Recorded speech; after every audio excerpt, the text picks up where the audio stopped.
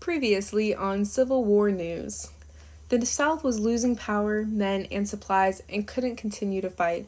So Abraham Lincoln met with the Confederate leaders to negotiate peace in February of 1865. But the North would only accept the South joining the Union and emancipation, and the South would only accept independence. So the war had to draw out even longer until it reached its climax, when the Northern troops captured Richmond and forced the South to surrender at the Appomattox Courthouse. Since the surrender, things have been tense between the North and the South during Reconstruction. Hi, I'm Pamela Booth, and this is Civil War News. Today we will be covering a devastating tragedy that occurred yesterday, April 14th, 1965, at Forest Theater, Washington, D.C. Our president, Abraham Lincoln, was just enjoying his evening watching a popular comedy, Our American Cousin, when John Wilkes Booth, a Southern supporter, shot Lincoln right in his chair. Cue instant replay.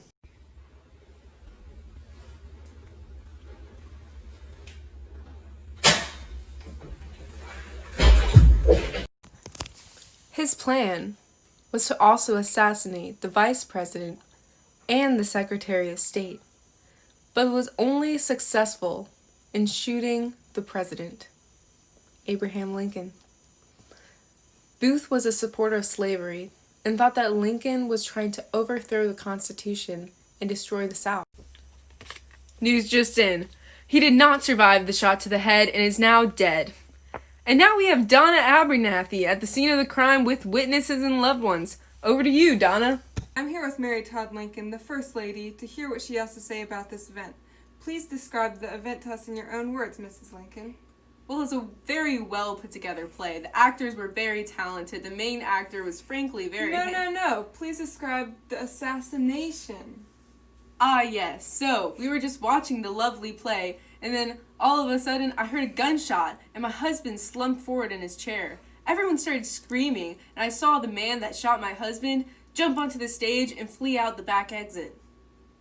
If anyone has seen this man,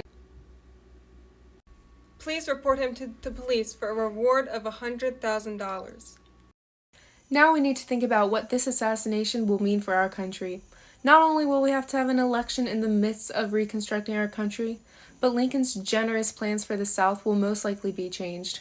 We're calling in politician Eliza Viering to give us an insight on whether or not Lincoln's death will benefit the South.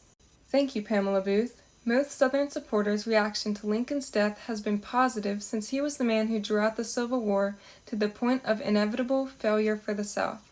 But what they don't realize yet is that Lincoln's kindliness and moderation to bring the South back into the Union would have helped them the most against harsh treatment by the victors.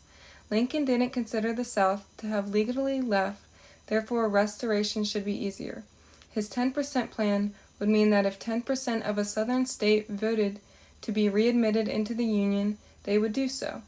It would have been very easy for Confederate government and military leaders to get pardons, and also pocket vetoed the Wade-Davis bill. Now that Lincoln is dead, we don't know what the new plan will be.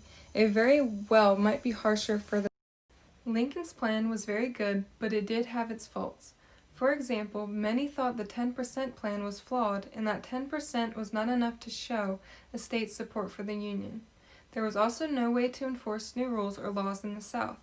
Northerners felt the South should suffer some consequences for the war, and that Lincoln's plan did not include the South being punished. Lastly, the easily given out pardons allowed the white Southern leaders to maintain control. Lincoln's plan did have many benefits that many would say outshine its faults. His plan quickly reunited the North and the South. It efficiently eased the tensions and animosity between the two sides and officially ended slavery. I'm Pamela Booth, and today is April 26, 1865, and you're watching Civil War News. It is now 12 days after Lincoln was assassinated. John Wilkes Booth was tracked down to a farm in Virginia by Union soldiers. He refused to come out of the barn he was staying in, so the soldiers lit it on fire, and when he emerged, he was shot in the back of the neck and died. And that concludes today's segment of Civil War News. I'm Pamela Booth. And I'm Eliza Viernick. And I'm Donna Abernathy. Have a great day.